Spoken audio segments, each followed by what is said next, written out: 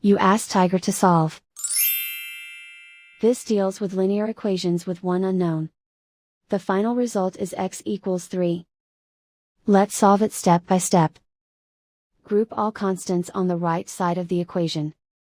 Subtract 6 from both sides. Group like terms. Simplify the arithmetic.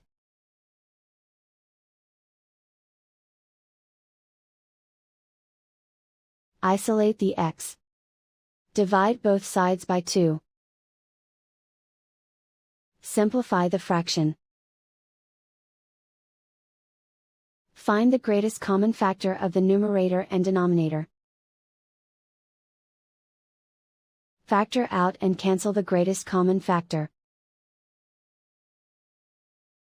And so the final result is x equals 3.